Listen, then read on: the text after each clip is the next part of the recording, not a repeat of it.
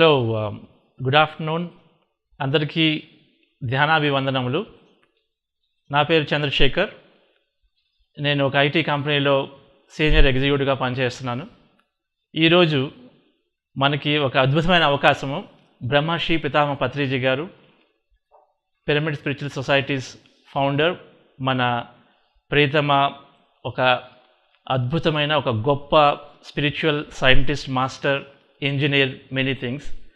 తన ద్వారా మనం ఈరోజు ఒక మెడిటేషను, ధ్యానము, మైండ్ఫుల్నెస్ ఒక బిజినెస్లో ఏ విధంగా ఉపయోగపడుతుంది, ఎన్నో విషయాలు, ఒక కాంపిటీషన్ ఉంటుందా, రిలేషన్షిప్స్ ఎలా ఉంటాయి, ఏ విధంగా మన మేనేజ్మెంట్ మెడిటేషన్ ద్వారా ఏ విధంగా మన బిజినెస్ని గ్రోత్ చేయొచ్చు, బిజినెస్ ఎక్కువ అభివృద్ధి చెందించవచ్చు, ఇలా ఎన్నో విషయాలను ఈరోజు మన పత్రి సార్తో మాట్లాడుకునే అవకాశం ఉంది. So sir, thank you. నమస్కారం. మాకు ఇటువంటి మంచి టైము, అవకాశం ఇచ్చినందుకు.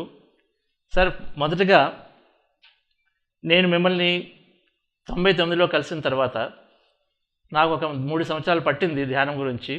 అయితే నేను ఐటీలో చేస్తూ దీన్ని బాగా అబ్జర్వ్ చేశాను. ఆ టైంలో జాబ్ చేసుకుంటూ 2002లో మెడిటేషన్ ద్వారా నాకు ఒక 2 నెలల్లో బాగా అర్థమైంది, మనలోని స్ట్రెస్ అనేది ఏమైనా ఉంటే అది కేవలం మన ఆలోచన ద్వారా, దాని ద్వారానే ఉంది. కాబట్టి ధ్యానం ద్వారా పూర్తిగా ఈజీగా తగ్గించుకోవచ్చు.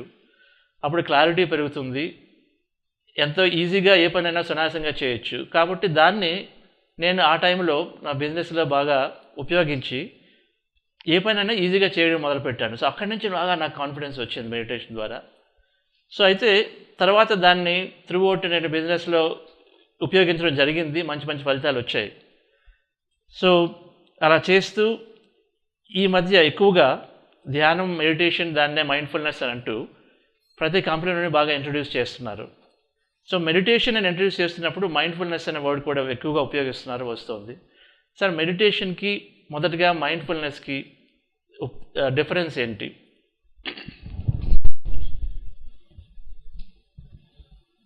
మైండ్ఫుల్నెస్ అన్న పదానికి తెలుగులో చెప్పుకోవాలంటే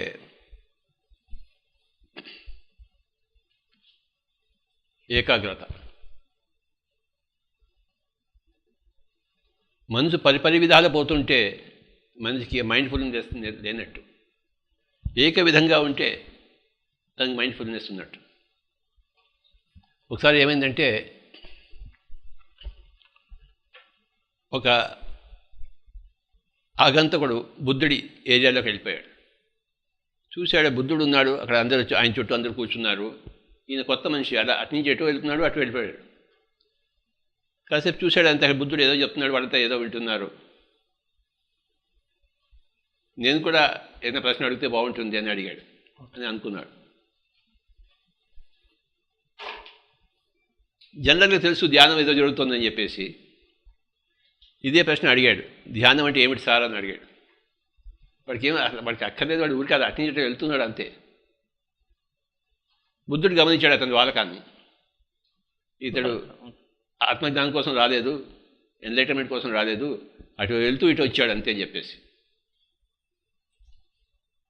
బుద్ధుడు అతనికి చెప్పింది ఏంటంటే, నాయన, నడుస్తున్నప్పుడు నడు, తింటున్నప్పుడు తిను అన్నాడు.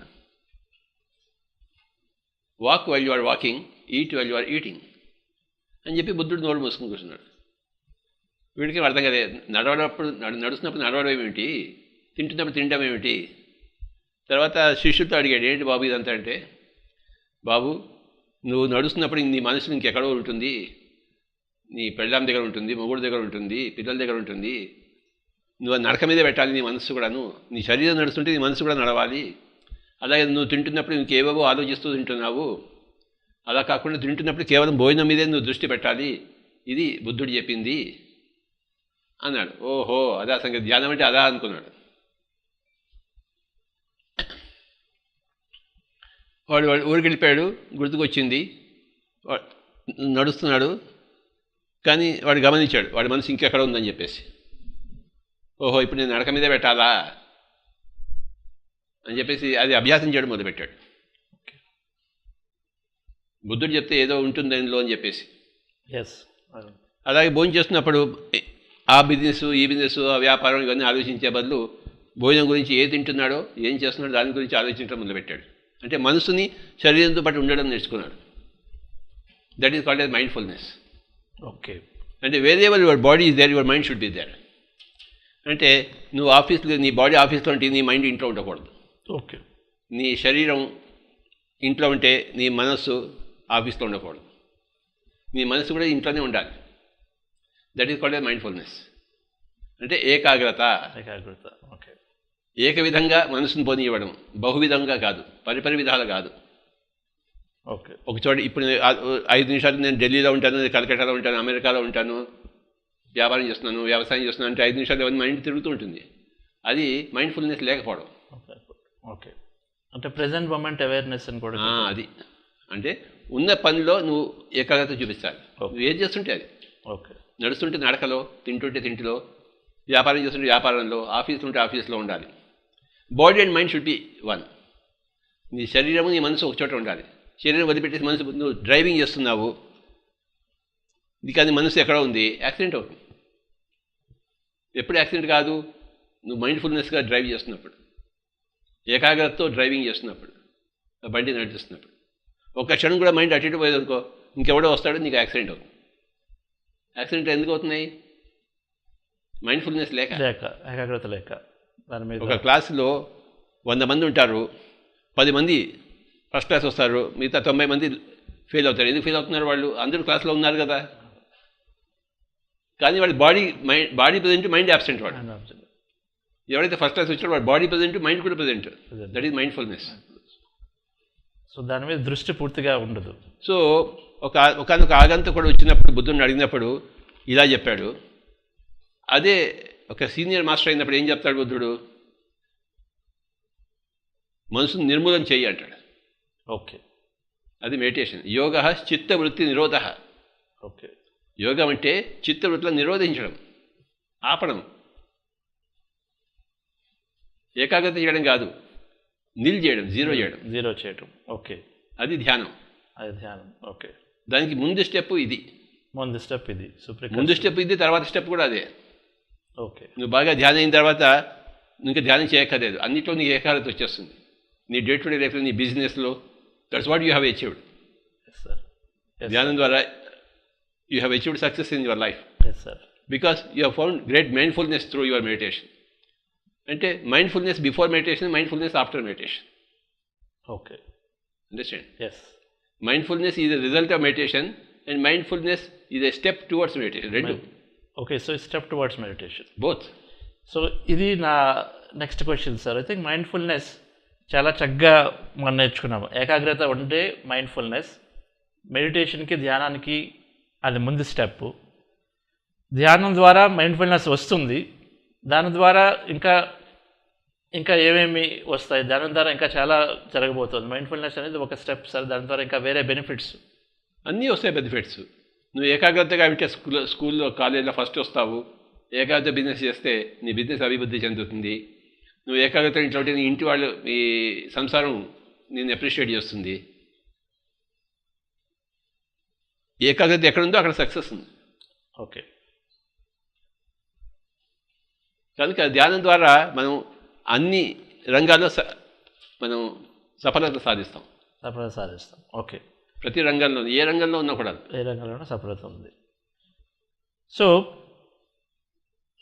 సార్ ఈరోజు హెర్మన్ హెస్సే ఒక బుక్ ఉంది, great book, Nobel prize laureate. Okay. Hermon Hesse. Okay. అందులో ఇలాగే ఒకడు ఉంటాడు. నీకు ఏ పని వస్తుంది అన్నాడు. వాడు పని కోసం వెళ్తాడు. నువ్వు ఏ పని నేర్చుకున్నావు అంటాడు. నేనా ఊరికే కూర్చోవడం నేర్చుకున్నాను అంటాడు. వాడు మెడిటేషన్ నేర్చుకున్నాడు. వాడు ఊరికే కూర్చోగలవా? నేను అభ్యాసం చేసిన సార్ ధ్యానం అంటాడు. అది అభ్యాసం చేస్తే మిగతా ఈజీగా వస్తాయి అని చెప్పి వాడు వ్యాపారం నేర్పించాడు. 2 రోజులు వ్యాపారం నేర్చుకున్నాడు. Right. Okay. He became a good businessman. Okay. ఊరికే కూర్చోవడం వస్తే ఏదైనా నీ చేయొచ్చు అంటాడు హెర్మన్ హెస్సే. ఓకే. అంటే నీ మనసు నిశ్చలంగా నువ్వు చేయడం నేర్చుకుంటే, నిశ్చలమైన మనసుతో నువ్వు ఏదైనా సాధించవచ్చు. వ్యవసాయం చేస్తే వ్యవసాయం సాధించవచ్చు, సంగీతం నేర్చుకుంటే సంగీతం వచ్చేస్తుంది తొందరగా, వ్యాపారం చేస్తే వ్యాపారం, ఏదైనా వస్తుంది. ఇది వస్తే అన్నీ వస్తాయి అని హెర్మన్ హెస్సే పుస్తకం. Okay. So sir then meditation, mindfulness అంటే ఏకాగ్రత, కానీ ధ్యానం అన్నప్పుడు మనస్సు నిశ్చలత అయిపోవటము, మనసు శూన్యత, మనసు శూన్యత అయిపోవటము. సో దాని ద్వారా మళ్ళీ ఏకాగ్రత వస్తుంది. మళ్ళీ ఏకాగ్రత వస్తుంది. దాని ద్వారా మనం ఏదైనా కూడా సాధించవచ్చు. మనం ఏ రంగంలో అయినా సరే నువ్వు అభివృద్ధి సాధిస్తాం, నైపుణ్యం సాధిస్తావు తొందరగా. సాధిస్తాం ఏ రంగమైనా సరే. ఏ రంగంలో. Yes sir. సార్ ఇప్పుడు ఈ మైండ్ఫుల్నెస్కి చాలా టెక్నిక్స్ చెప్తున్నారు. నేను నేర్చుకున్నది మీ ద్వారా ఆనాపానసతి ధ్యానం. దాని ద్వారా ఎంతైనా అభివృద్ధి ఉంది, ఎంతైనా రిజల్ట్స్ ఉన్నాయి, బెనిఫిట్స్ ఉన్నాయని క్లియర్గా పర్సనల్ లైఫ్లో కానీ చూడడం జరిగింది. అయితే ఇప్పుడు కంపెనీల్లో చాలా టెక్నిక్స్ ఇంట్రడ్యూస్ చేస్తున్నారు మైండ్ఫుల్నెస్ అని చెప్పేసి. అందులో 1 minute 2 minutes టెక్నిక్ అని, లేకపోతే 5 minutes అని, బిఫోర్ మీటింగ్స్, ఆఫ్టర్ మీటింగ్స్ అని వేరియస్గా ఓన్లీ రోజుకి 5 నిమిషాలు చేసి సరిపోతుందంటూ. సో దీని గురించి అది మనకి ఎంతవరకు ఉపయోగపడుతుంది, ఎలా, అది ఒక ప్రికర్సరీ అన్నారు, అలాగా అది న్యాచురల్ స్టెప్ అంటారా? ఏ స్టెప్ అయినా ఉపయోగపడుతుంది. ఓకే. కానీ ఆనాపానసతి చేస్తే ఇంకేది చేయక్కర్లేదు. ఏదుంటే ఇంకేది అక్కర్లేదో దాని పేరు ఆనాపానసతి. ఓకే. ఏది ఉంటే ఏది అక్కర్లేదు ఆనాపానసతి. అది ఎన్ని ఉన్నా ఏది అవసరమో దాని పేరు ఆనాపానసతి. ఓకే. ఇది ఉంటే అవన్నీ అక్కర్లేదు, మిగతావన్నీ ఉన్నా కూడా ఇది ఇది ఇది అవసరం, ఇది తీరుతుంది ఆనాపానసతి. చివరికి వాళ్ళు ఇక్కడ రావాల్సిందే. చివరికి వచ్చే బదులు ముందే రావచ్చు కదా. అవును. అదే మన పిరమిడ్ స్పిరిచువల్ సొసైటీ మూమెంట్ చెప్పేది. మనం ఒకటే టెక్నిక్ ఉపయోగిస్తాం, దాని పేరు ఆనాపానసతి. ఓకే. వాడు ఎలాంటి వాడైనా సరే, వాడు చదువు ఉన్నవాడైనా సరే, చదువు లేని వాడైనా సరే, ధనుకుడైనా సరే, పేదైనా సరే, తెలివైన వాడైనా సరే, తెలివి లేని వాడైనా, ఎవరైనా సరే, వి స్టార్ట్ విత్ ఆనాపానసతి. అది అందరికీ హెల్ప్ చేస్తుంది, మ్యాక్సిమం హెల్ప్ చేస్తుంది. ఓకే. ఇప్పుడు మ్యాక్సిమం హెల్ప్ చేసే టెక్నిక్ ఉన్నప్పుడు మిగతా టెక్నిక్స్ ఎందుకు పోవాలి మనం? ఓకే. ఇది లేనప్పుడు అవన్నీ మనకు కావాలి, కానీ ఇది ఉన్నప్పుడు అవన్నీ ఎందుకు? ఓకే. సో మైండ్ఫుల్నెస్ టెక్నిక్స్ చాలా ఉన్నాయి. అందులో ఒక స్పెక్ట్రంలో ధ్యానం అనేది ఒక extreme most powerful, most efficient అని తీసుకున్నప్పుడు, ధ్యానాన్ని మనం తీసుకుంటే అందులో ధ్యానంలో కూడా మన ఆనాపానసతి ధ్యానాన్ని తీసుకున్నప్పుడు ఇంకా అన్నీ వస్తాయి. కాబట్టి దీనికి మనం ఎంత ప్రయత్నించి అగ్రతాంబూలం దాన్ని మనం ఇంకా దేనికి ద్వితీయ తాంబూలం లేదు. ఓకే. ఒకటే దానికి ఒకటే తాంబూలం, ఏకతాంబూలం. ఓకే. ఓకే. అగ్రతాంబూలం. ఓకే. నో ద్వితీయ తాంబూలం. ఇది కాకపోతే అది, అది కాకపోతే అది లేదు మన దగ్గర. ఓకే. ఒకటి ఇది ఉంది, ఇది తీసుకోవాలి. ఓకే. సో ధ్యానం చేసినప్పుడు ఈ కంపెనీలో మనం నేర్పిస్తున్నప్పుడు చాలామంది మేము చేస్తున్నాము, ఎక్స్పీరియన్స్ లాగా ఏమి రావట్లేదు, కాన్సన్ట్రేషన్ లేదు అంటే అదొక, అందరికీ అనుభవాలు రాక్కర్లేదు, అందరికీ కాన్సన్ట్రేషన్ వస్తుంది, అనుభవాలు రాక్కర్లేదు. ఓకే. అనుభవాలు అనేది కొంతమందికి వస్తుంది, కొంతమందికి రాదు. రాకపోయినా నష్టం ఏమీ లేదు, వస్తే స్పెషల్ లాభం ఏమీ లేదు. ఓకే. అండర్స్టాండ్? ఓకే. అనుభవాలు వచ్చే వాళ్ళకి వస్తాయి, అవసరమైన వాళ్ళకి వస్తాయి, అవసరం లేని వాళ్ళకి రావు. అవసరం లేని వాడికి హాయిగా ఉంటుంది, వాడికి గంటసేపు 2 seconds కూర్చుంటాడు, హాయిగా ఉంటుంది, శక్తి వస్తుంది, వాడి ఏకాగ్రత పెరుగుతుంది. అవి మనకు కావాల్సింది. అనుభవాలు వస్తే ఓకే, రాకపోయినా కూడా పర్వాలేదు, ఏడవలసిన అవసరమే లేదు. ఎప్పుడూ ఏడవకూడదు, అసలు దేనికి ఏడవకూడదు. చక్కగా ధ్యానం చేస్తున్నాం కదా. అవును. పక్కవాడికి వస్తే ఓకే, మనకి రాకపోతే నాట్ ఓకే కాదు, మనకి రాకపోతే కూడా నాట్ ఓకే. మెడిటేషన్ చేయాలి ఎప్పుడు, అంత సమయాన్ని ధ్యానానికి కేటాయించాలి ప్రతి ఒక్కళ్ళు. అది తప్పనిసరి. ఓకే. అనుభవం ఇంపార్టెంట్ కాదు, ధ్యానం చేస్తూ ఉండాలి అంతే. నిద్రలాగే, నిద్రలో కొన్ని కళలు వస్తాయి, కళలు రావాలా వద్దా? ఎవరికైనా వచ్చినా ఒకటి, రాకపోయినా ఒకటి. నిద్రే కదా. అవును సార్. అలాగా కళలు వచ్చినా రాకపోయినా నిద్రే. అవును. అలాగే ధ్యానంలో అనుభవాలు వచ్చినా రాకపోయినా ధ్యానమే. ఆ నిద్ర అంత అవసరం, ఇంత ధ్యానం అవసరం. ఓకే.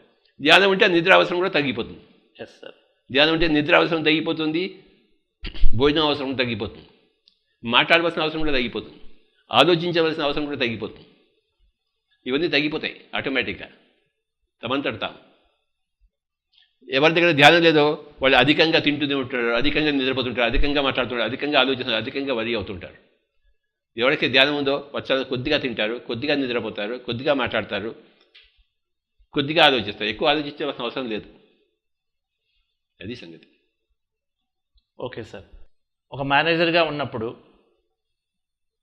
ఆధ్యాత్మిక ద్వారా తెలుసుకుంది ఏంటంటే ఒక ఫ్రీ విల్ ఉంటుంది. ఎవరికి ఏదైనా నచ్చింది మనం వాళ్ళ చేయనివ్వాలి అని ఒక ఉంది. అయితే ఇక్కడ ఒక బిజినెస్లో మన ఏ టార్గెట్స్ ఉంటాయి, గోల్స్ ఉంటాయి. సో అందుకని మన టీం మెంబర్స్ ఏమైనా వచ్చినప్పుడు మీరు ఇలా చేయొద్దు అలా చేయండి అని చెప్పాల్సి వస్తుంటుంది. అది అది ఎందుకు అంటే ఎలా, అది ఎంతవరకు దాన్ని మేనేజ్ చేయాలి ఒక తెలుసుకున్న తర్వాత తెలియకముందు అనేది?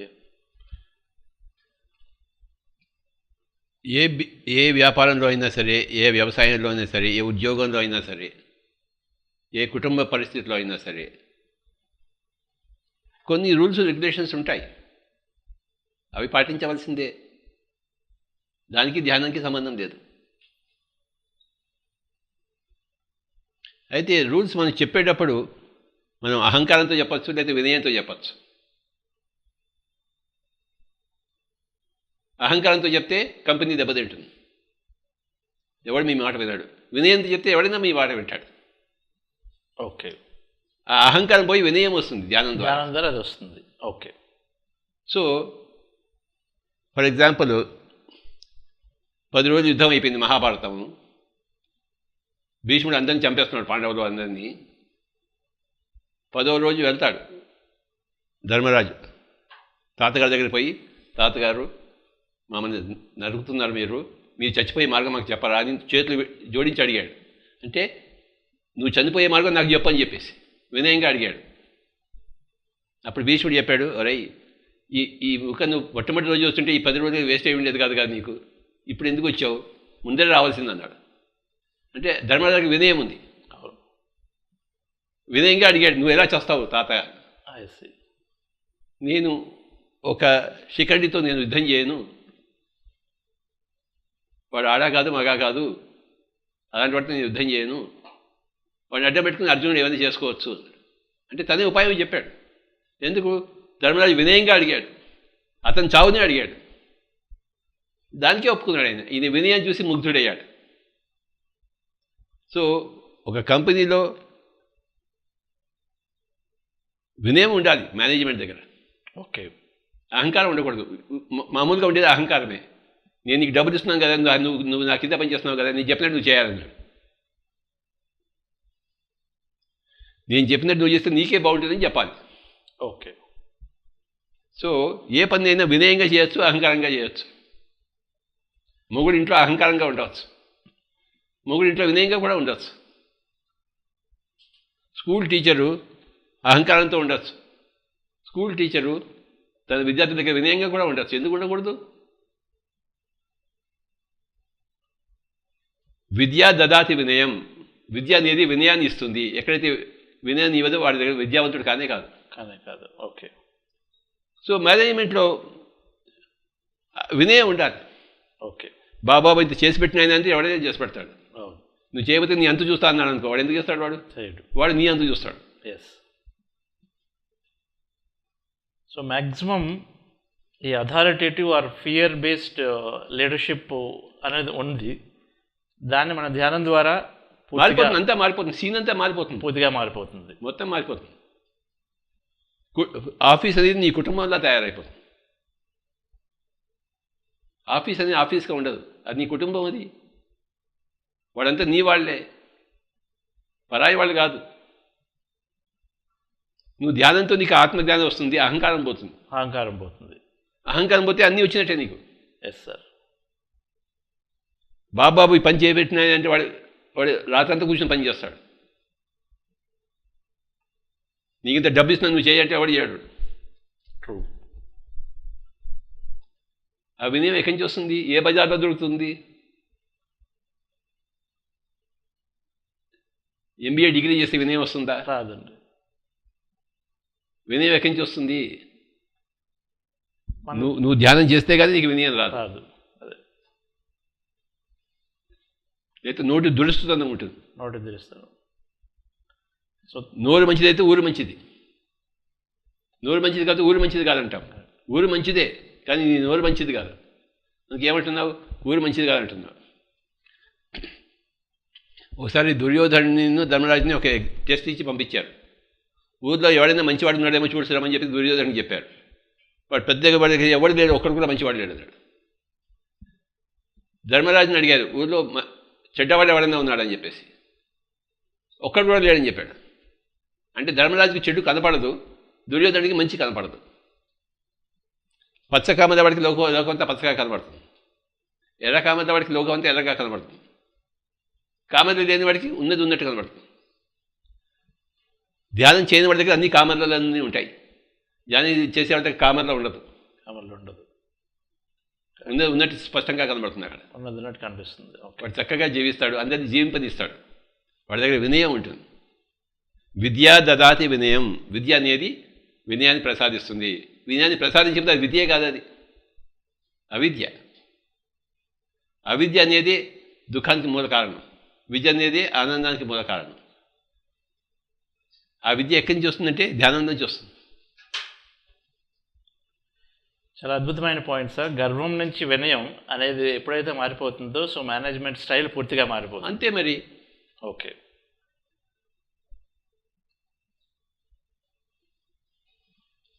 సో ఇదే విధంగా సార్, సో నేను నేర్చుకున్నప్పుడు ఎప్పుడైతే ఒక ఆధ్యాత్మిక ద్వారా అంతా ఒకటే, అందరిలోనూ మనకున్నటువంటి క్యాపబిలిటీ ఉందని తెలుసుకున్న తర్వాత ఆటోమేటిక్గా మనమే, అంతా మనం, అంతా మన వాళ్ళే, అంతా మనం, అందరూ మన వాళ్ళే అనే ఒక రూల్స్ రెగ్యులేషన్స్ ఉంటాయి. ఇప్పుడు మళ్ళీ రూల్స్ ఉంటాయి. 10 గంటల ఆఫీస్ అంటే అది రావాలి, అంతేకాని 10:30 వస్తా అంటే కుదరదు. వాడిని తీసేయాలి, వాళ్ళు మళ్ళీ రానియకూడదు. కంపెనీ రూల్సే, వ్యాపారం రూల్సే. ఓకే. దానికి ధ్యానానికి సంబంధం లేదు. దానికి లేదు, ఎందుకంటే అది ఒక అగ్రిమెంట్ అతని వ్యక్తి ఇచ్చారు కాబట్టి మనం వాళ్ళు దానికి అబైడ్ బై ఉండాలి. ఒక వర్డ్కి అబైడ్ బై ఉన్నట్టు అవి రూల్స్ ఎప్పుడు ఉంటాయి. రూల్స్ ఉంటాయి. ఓకే. ఇప్పుడు గుడిలోకి వెళ్తాము, చెప్పులు వేసుకుని వెళ్తానంటే కాదు, కుదురుతుందా? ఒప్పుకోరు. చెప్పులు బయట పెట్టు. నువ్వు ప్రైమ్ మినిస్టర్ అయినా సరే చెప్పులు బయట పెట్టాల్సిందే. నేను ప్రైమ్ మినిస్టర్ గారు చెప్పులతో వస్తానంటే కుదురుతుందా? అవును, కాదు. గుడిలో రూలే. రూల్. నువ్వు ట్రాఫిక్ సిగ్నల్ దగ్గర రెడ్ సిగ్నల్ వెళ్ళిపోతాను, నాకు అర్జెంట్ పని ఉంటే ఒప్పుకుంటాడా? ఎవడు ఒప్పుకుంటాడు? ఎవరికి లేదు అర్జెంట్ పని, ఒకరికే ఉంది అర్జెంట్ పని. అవును, ప్రతి ఒక్కరికి అర్జెంట్ పని ఉంది. అవును, అదే చెప్పేది రెడ్ లైట్ దాటేస్తావేంటి? అవునండి, అవును సార్. నువ్వు చనిపోతున్నా సరే రెడ్ లైట్ దాటకూడదు. Yes sir.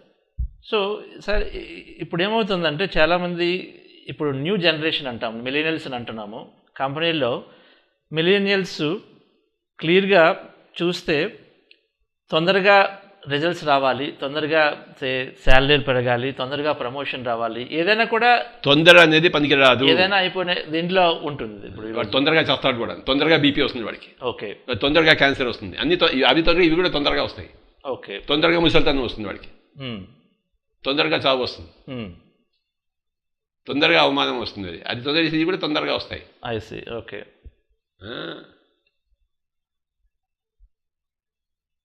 తొందరగా చావాలని ఉందా? తొందరగా ముసలితనం రావాలందిగా అది తొందరగా చేయి. బిజినెస్లో కూడా నో. ఎంత సంపాదిస్తాడు? ఒక రోజుకి ఒక రొట్టె, ఒక ఆవకాయ ముక్క, ఎంత సంపాదించాలి ఆయన? కోటి సంపాదించాలి ఏంటి? అదే దుఃఖానికి మూల కారణం. నీ కడుపుకి సరినంత సంపాదించుకోవాలి. ఎంత సంపాదిస్తావు? ఎంత లిమిట్? ఎంత మరి లేదు. అక్కడే అందరూ పడిపోయారు. లిమిట్ లేదు ధన సంపాదనకి. లిమిట్ ఉంచుకోవాలి.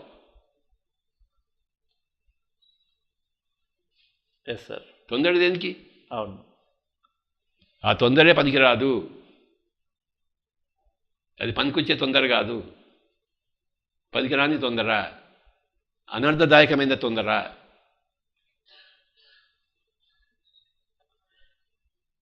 Good sir. బిజినెస్లో చాలామంది ఇది రెగ్యులర్గా చూస్తుంటాము. ఒకసారి అందులోకి దిగిన తర్వాత దాంట్లోనే అలా పూర్తిగా ఇంకా ఒక రోజుకి 20 గంటలు 24 గంటలు చేస్తూనే ఉంటారు. దాని పేరే మూర్ఖత. వీళ్ళు ఏమంటారంటే మాకు దాని ద్వారానే ఎంజాయ్మెంట్ వస్తుంది అంటారు. అదే నాకు ఎంజాయ్మెంట్ ఇస్తుంది, నేను చేస్తున్నాను అంటారు. కానీ అది రాంగ్. ధ్యానం లేకుండా ధ్యానం ఉండదు, అది చేస్తున్నారు. చిన్నప్పటి నుంచి ధ్యానం నేర్చుకుంటే ఈ మూర్ఖత్వాలన్నీ ఉండవు.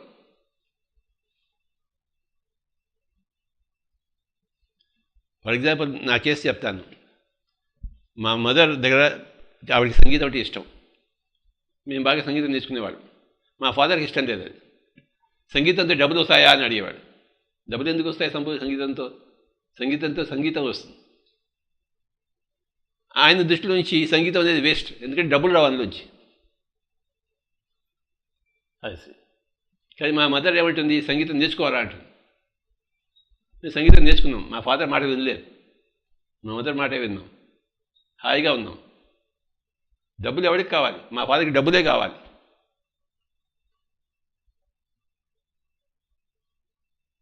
సో ధ్యానం ఉంటే ఆటోమేటిక్గా ఈ బ్యాలెన్స్ అనేది తెలిసిపోతుంది.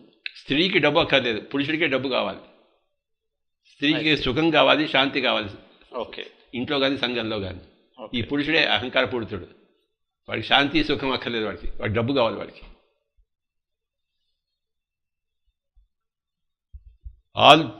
all males are stupid people. All females are great people. అందుకేనేమో సార్ ఇప్పుడు చాలా కంపెనీల్లో ఇంక్లూజివ్నెస్ అని చెప్పేసి డైవర్సిటీలో మ్యాక్సిమం ఇప్పుడు మన దీంట్లో చూసుకుంటే రేట్ ఆఫ్ విమెన్ ఎంప్లాయ్మెంట్ తక్కువ, 10 to 13% ఉన్నదాన్ని ఎస్పెషల్లీ మేనేజ్మెంట్ క్యాడర్లో ఇంకా తక్కువ ఉన్నారు. సో కొన్ని కంపెనీస్ ఇవి బాగా ఎంకరేజ్ చేస్తున్నాయి, విమెన్ ఎంప్లాయీస్ కూడా మ్యాక్సిమం రావాలి, ఉండాలని. పురుషుడు స్త్రీ దగ్గర నేర్చుకోవాల్సినవి ఎన్నో ఉంటాయి. ప్రతి స్త్రీ సహజంగానే ఒక ఆధ్యాత్మికవేత్త, తెలిసినా తెలియకపోయినా. ఈ పురుషుడికి ఎన్ని భగవద్గీతలు వచ్చినా కూడా వాడు ఆధ్యాత్మికవేత్త కాదు. అందుకనే ప్రతి పురుషుడు అర్ధనారి కావాలి. అర్ధనారీశ్వరుడు తత్వంతో అది. ఏ స్త్రీ కూడా అర్ధ పురుషుడు కావక్కర్లేదు, కానీ ప్రతి పురుషుడు ఒక అర్ధనారి కావాలి. అంటే తన పురుషత్వంతో సగం తీసేసి సగం నారీ తత్వాన్ని పెట్టుకోవాలి.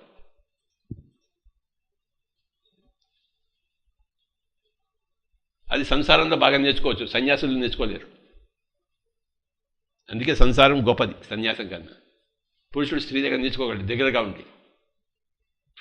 నన్ను ముట్టుకోక నామాలు కాకంటాడు సన్యాసి. వాడు ఏం నేర్చుకోలేడు. వాడు అహంకారం పెరుగుతుంది వాడికి. సంసారంలో అహంకారం తగ్గుతుంది, సన్యాసంలో అహంకారం పెరుగుతుంది. నన్ను ముట్టుకోకంటాడు వాడు. పురుషుడు స్త్రీ దగ్గర నేర్చుకోవాలి. ఓకే, అర్ధనారీశ్వరుడు తత్వం అంటే అది. కంపెనీలో కానీ, బిజినెస్లో కానీ, ఎక్కడైనా కానీ. సో క్లియర్గా అంటే క్లియర్గా మీరు చెప్పిన దాని ప్రకారం విమెన్ ఎంప్లాయీస్, విమెన్ లీడర్స్ ఒక బిజినెస్లో ప్రతి రంగంలో ఉంటే అంతగా అది రాణించే అవకాశాలు చాలా ఎక్కువగా ఉన్నాయి. అది డెఫినెట్గా నేను క్లియర్గా అబ్జర్వ్ చేస్తున్నాను సార్ మా బిజినెస్లో కూడాను. మీరు అన్నట్టుగా బ్యాలెన్స్ అనేది క్లియర్గా ఉంటుంది. ఇక్కడ ఒక రేస్ ఉంటే అక్కడేమో క్లియర్గా ఒక హ్యాపీనెస్, శాంతి అవి కావాలని చెప్పేసి అది. ఒక స్త్రీ బయటకు వచ్చి ఉద్యోగం చేస్తున్నప్పుడు పురుషుడు ఇంట్లో ఉండి వంట వండడం నేర్చుకోవాలి. ఓకే, పురుషుడు ఇంట్లో ఉండి పిల్లల్ని చూసుకోవడం నేర్చుకోవాలి. అదేదో అవమానకరమైన విషయంగా భావిస్తాడు పురుషుడు. అది గౌరవమైన విషయం, చాలా గౌరవకరమైన విషయం అది. Yes sir. ఇవి చాలా రెండు ముఖ్యమైన విషయాలు. ఒక సీనియర్ మేనేజ్మెంట్గా నేను కంపెనీలో ఒక టార్గెట్ సెట్ చేసేసి, అంటే అది నా ఉద్దేశంలో ఒక బోర్డు ఇన్వెస్టర్స్కి కావాలని చెప్పేసి, ఇన్వెస్ట్మెంట్ ఉంది కదా అక్కడ సెట్ చేసేయడం ద్వారా ఆ ప్రెషర్ని మేనేజ్మెంట్ నుంచి నెక్స్ట్ వాళ్ళకి అది అలాగా ఇంకా ఒక ఎప్పుడు కూడా బిజినెస్ జరుగుతుంది. అది బాగా ప్రెషర్ పెట్టి అది పైనుంచి కిందకి వెళ్తుంది. సో ఒక ఇన్వెస్టర్ ఎక్కడో వాళ్ళకి ఇంత కావాలి అని చెప్పేసి, లేకపోతే ఒక మార్కెట్ని బాగా పెంచడం కోసం అని చెప్పేసి నేను గమనించింది, సీనియర్ మేనేజ్మెంట్ ఒక పూర్తిగా ఆలోచించకుండానో ఒక వాళ్ళు గుడ్గా అనిపించాలని చెప్పేసో, బికాస్ సక్సెస్ఫుల్ అనిపించుకోవడానికో అటువంటి సీరియస్ టార్గెట్స్ తీసుకోవడం ద్వారా పూర్తిగా అందరు ఎంప్లాయీస్ మీదకి దాని స్ట్రెస్ ఇష్టం అనిపిస్తుంది. ఒక ధ్యానమే ఉంటే ఒక లీడర్లో ఏ విధంగా వాళ్ళకి మీ సజెషన్స్ ఏ విధంగా చేయాలి, ఒక కంపెనీ టార్గెట్ సెట్స్ ఏ విధంగా చేయాలి, ఇలా కింద వాళ్ళందరికీ ఒక ఎప్పుడు కూడా బలవంతంగా మీరు చేయండి చేయండి చెప్పేసి క్రియేట్ చేసి అంతా ఫెయిర్ఫుల్గా వెళ్ళిపోవడం కాకుండా ఒక కంపెనీ యొక్క ఆదర్శం ఎలా ఉండాలంటే ఆ ఎంప్లాయీస్ అందరూ సుఖంగా ఉండాలి, వాడు ఇంత సంపాదించుకోవాలి, ఇంత డబ్బు పొందుతోవాడు ఇంత సుఖాన్ని కూడా ఇంత శాంతిని కూడా సంపాదించుకోవాలన్న ఆదర్శం ఉండాలి ఎంప్లాయర్కి. ఓకే, ఆదర్శం లేకపోతే లాభం లేదు. ఎక్సలెంట్. ఓకే, ఏ ఎంప్లాయర్కైనా కూడాను ఆదర్శం ఉండాలి.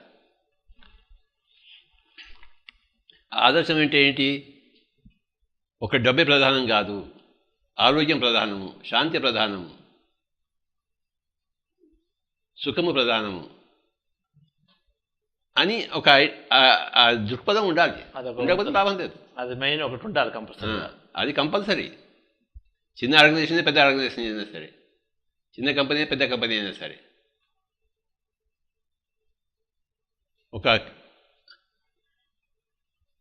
ఒక సరియైన దృక్పథం ఉండాలి. అందుకే బుద్ధుడి అష్టాంగ మార్గంలో సమ్మాదిట్టి సరియైన దృక్పథము ఫస్ట్, తర్వాత సరియైన కోరిక. తన ఎంప్లాయీస్ చేత 24 గంటలు పని చేయించి డబ్బులు దొబ్బుదామంటే లాభం లేదు. అది సరియైన కోరిక కాదు, సరికాని కోరిక. ఎంప్లాయీస్కి సరికాని దృక్పథాలు, సరికాని కోరికలు ఉంటాయి. అలాగే సరికాని వాక్కు ఉంటుంది.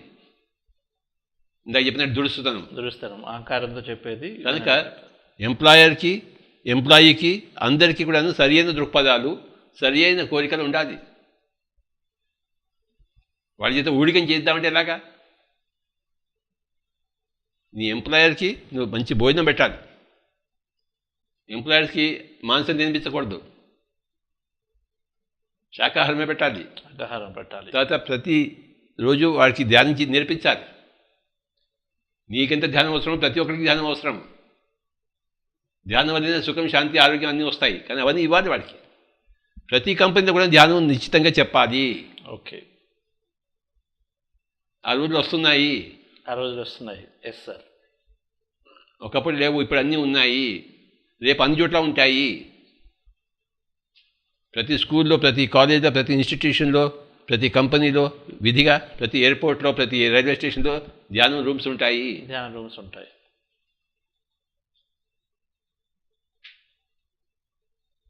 ధ్యానం యొక్క విశ్వరూపం మనం చూడబోతాము.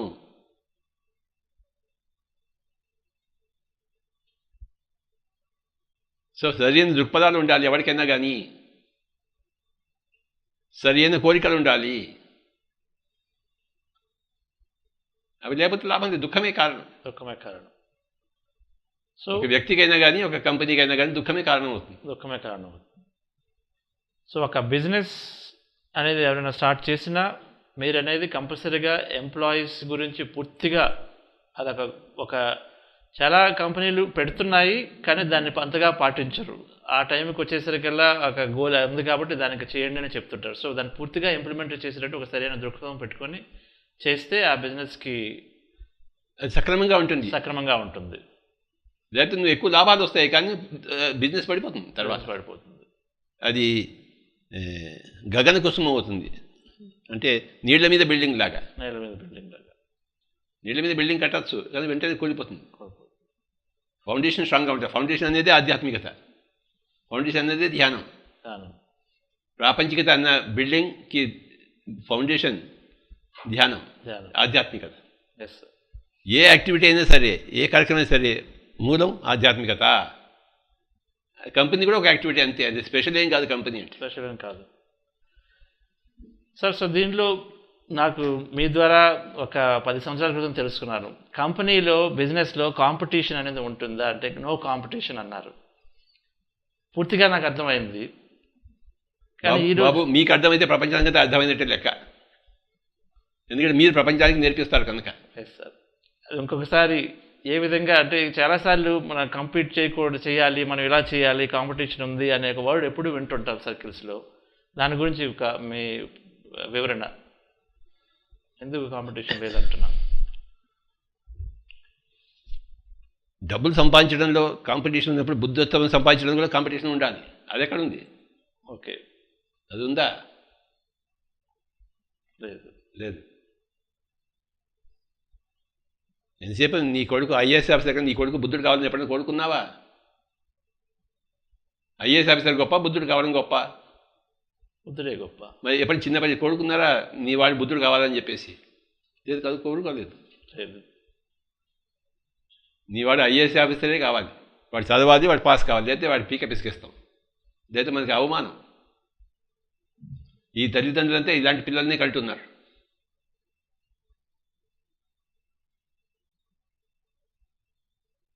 బుద్ధత్వం కోసం కాంపిటీషన్ ఉండాలి. అది మనం నేర్పించేది. నేను కర్నూలులో ఉన్నప్పుడు చాలామంది కుర్రాళ్ళు వచ్చేవారు నా దగ్గరికి దానికోసం. ఈ కుర్రాళ్ళు రాగానే వాళ్ళ ఇంటి వాళ్ళంతా నా మీద పడేవాళ్ళు, మీరు మా కుర్రాడిని స్పాయిల్ చేస్తున్నారని చెప్పేసి. మనం ధ్యానం నేర్పిస్తున్నాము, వాళ్ళేమో మన మీద యుద్ధానికి వచ్చారు. ఇంటి ముందర ఎప్పుడో ఒక 10 మంది ఫ్యామిలీస్ ఉండేవి, మా కుర్రాడిని మీరు స్పాయిల్ చేస్తున్నారని చెప్పేసి, చెడిపేస్తున్నారని చెప్పేసి. వాడేమంటాడు, నేను ఇంటికి వెళ్ళాను, ఇక్కడే మీ దగ్గరే ఉంటానంటాడు వాడు. మా కుర్రాడిని మీరు మాకు కాకుండా చేశారని వాళ్ళు. నేనేం చేయని చెప్పండి? ప్రతి చోట ఇలానే ఉంది. ఈ సంఘమే మూర్ఖపు సంఘం. ఈ మూర్ఖపు సంఘాన్ని బుద్ధుడి సంఘంగా చేయడం కోసమే మనం ఉన్నాం. చేసి తీరుతాం, అవుతుంది. ప్రతి ఒక్క మనిషి బుద్ధుడు అయ్యో తీరాల్సిందే. మన ప్రైమ్ మినిస్టరే బుద్ధుడు ఇప్పుడు. ఎస్ సార్, అది చాలా గొప్ప విషయం. మరి మిగతా మినిస్టర్కి మిగతా ఎమ్మెల్యేస్కి ఏం పోయేకాలం?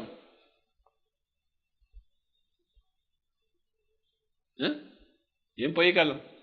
ఎస్ సార్, ఆయన గొప్ప ప్రైమ్ మినిస్టర్, తనకి దేశాన్ని బాగా నడిపించడం లేదా? అద్భుతంగా నడిపిస్తున్నారు. మరి ఏదో చేస్తున్న తనకి ఆయన దగ్గర ధ్యానం ఉంది, ఆయన దగ్గర ధ్యానం ఉంది. అవునండి, అందుకేం తొందర ఏం లేదు. ఎస్. సో మన వరకు కాంపిటీషన్ అనే కాన్సెప్ట్ ఉండకూడదు, ఎందుకంటే ఏదైనా మన వరకు మనం చూసుకుంటాం కాబట్టి ధ్యానం ద్వారా. ఇంకా వేరే వాళ్ళు ఎలా చేశారో వాళ్ళు కూడా వృద్ధి చెందాలనేది మన కాన్సెప్ట్, ఎందుకంటే అందరూ ఒకటే కాబట్టి. మీరు ఇందాక అన్నారు మొదట్లో, అంతా ఒకటే అయినప్పుడు ఇంకా కాంపిటీషన్ అనే కాన్సెప్టే ఉండదు. మన ధ్యానం ద్వారా ఇండివిజువల్ కాన్షియస్నెస్ ఉండదు, గ్రూప్ కాన్షియస్నెస్ వస్తుంది. గ్రూప్ కాన్షియస్నెస్ వస్తుంది. దేశం అంతా బాగుండాలి అనిపిస్తుంది, ప్రపంచం అంతా బాగుండాలనిపిస్తుంది. ప్రపంచం అంతా బాగుండాలి, నేను నా కంపెనీ బాగుండాలి అని ఉండదు, అది పోతుంది. దాని బదులు దేశం అంతా బాగుండాలనిపిస్తుంది. సో ఈ ఆలోచనలతో రన్ చేసినప్పుడు దానివల్ల గుడివాడ అప్పారావు గారు ఏం చెప్పారు? దేశమును ప్రేమించుమన్నా మంచి అన్నది పెంచుమన్నా. దేశమును ప్రేమించమన్నా అన్నాడు, నిన్ను నువ్వు ప్రేమించుకోవాలని చెప్పలేదు, నీ కంపెనీ నువ్వు ప్రేమించుకోవాలని చెప్పలేదు, దేశము. అప్పుడే మంచి అన్నది పెంచుతుంది. దేశంని ఈ కంపెనీ వాడి దేశంని ప్రేమిస్తున్నారా? లేదు. మరి ఇంకా ఎంత కావాలి అని చాలా మంది నాకే కావాలి. ఇంకా అంటే ఆదిలోని హంసపాద అన్నమాట. ఆదిలో హంసపాద, దేశమును ప్రేమించమన్నా, అది పాయింట్. దేశమును ప్రేమించుమన్నా మంచి అన్నది పెంచుమన్నా ఒట్టి మాటలు కట్టిబెట్టోయ్ గట్టి మేల్తల పెట్టవో. దేశమును దేశమును దేశమును ప్రేమించుమన్నా దేశాభిమానం నాకు కద్దని గొప్ప మాటలు చెప్పుకోకోయ్. పూని ఏదైనాను ఒక మేల్ పూని ఏదైనాను ఒక మేల్ కూర్చి జనులకు చూపవో. దేశమును ప్రేమించుమన్నా సొంత లాభము కొంత మానుకు. ఈ కంపెనీ వాడు సొంత లాభాన్ని కొంత మానుకోవాలి. సొంత లాభము కొంత మానుకో. అంతా బతుకోక్కర్లేదు, కొంత మానుకోబోయి. కొంత మానుకోవచ్చు. సొంత లాభము కొంత మానుకు పొరుగువాడికి తోడుపడబోయ్. దేశమంటే మట్టిగాదోయ్, దేశమంటే మనుషులో.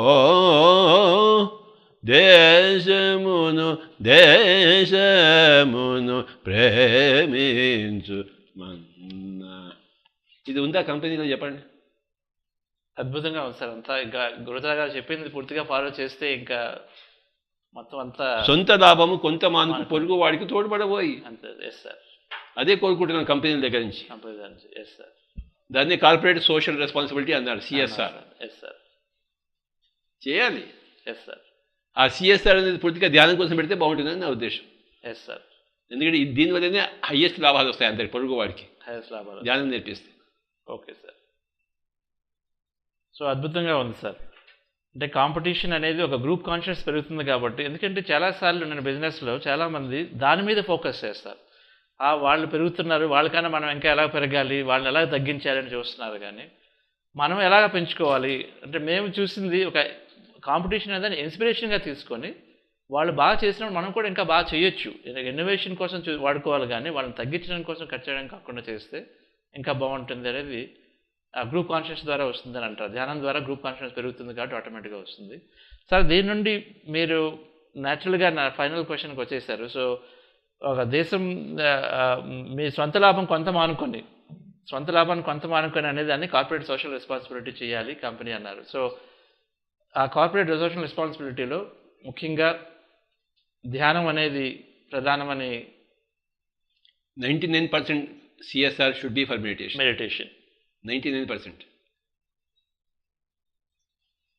సో ధ్యానం ద్వారా అన్నీ వస్తాయి. బికాజ్ మెడిటేషన్, ధ్యానం అనేది 1000% అందరికీ లాభాలు కలిగిస్తుంది. 100కి 1000 ఇస్తుంది, 100కి 100 కూడా కాదు. సో ధ్యానం ద్వారా లీడర్స్ పూర్తిగా మారుతారు, ఎంప్లాయీస్ పూర్తిగా మారుతారు. సో బిజినెస్ పూర్తిగా పెరుగుతూ ఉంటుంది. కాబట్టి ధ్యానం అనేది ఒక కోర్గా సిఎస్ఆర్లో పెట్టాలి. జపాన్లో ప్రతి కంపెనీలోనూ వాడు ఫస్ట్ ఫ్యాక్టరీలో అర్ధగంట సేపు ధ్యానం చేయిస్తాడు. అందుకని జపాన్లో టర్నోవర్ ఉండదు, ఎంప్లాయీస్ టర్నోవర్ చాలా తక్కువ. అమెరికాలో ఎంప్లాయీస్ టర్నోవర్ ఇవాళ ఉన్నవాడు రేపు ఇంకో కంపెనీకి వెళ్తాడు. ఎందుకంటే అమెరికాలో ధ్యానం లేదు, జపాన్లో ధ్యానం ఉంది. ఓకే. జపాన్లో ప్రొడక్టివిటీ చాలా ఎక్కువగా ఉంది. చాలా ఎక్కువ ఉంది. అవును సార్. ఎందుకంటే జపాన్లో వాడు ధ్యానానికి ప్రాముఖ్యత ఇస్తాడు వాడు. Yes sir. అమెరికాలో లేదు. లేదు. అందుకే జపాన్ అన్నిటిని అధిగమించింది. Yes sir. ప్రొడక్టివిటీలో. Yes yes. అందుకే companies employees are happy. Turnover ఉండదు. ఒక కంపెనీలో వాళ్ళు జాయిన్ అయితే వాడు 30 సంవత్సరాలు ఆ కంపెనీలోనే పనిచేస్తాడు. చేస్తారు సార్. వాళ్ళ సాటిస్ఫాక్షన్ ఉంది, ఎందుకంటే కంపెనీ బాగా చూసుకుంటుంది వాడిని. కంపెనీ చూసుకుంటుంది కాబట్టి ధ్యానం నేర్పిస్తుంది. మరి ఇంతకన్నా ఇంకేం కావాలి? ఎగ్జాంపుల్ జపాన్ కన్నా. Yes sir. అక్కడ కూడా మీరు అన్నట్టు ఆ గ్రోత్. అయితే ఆ జపాన్లో ఒకటే మిస్టేక్ ఉంది, ఎక్కడైనా కానీ మాంసం తినిపిస్తారు. ఆ మాంసం ఉండకూడదు అంతే.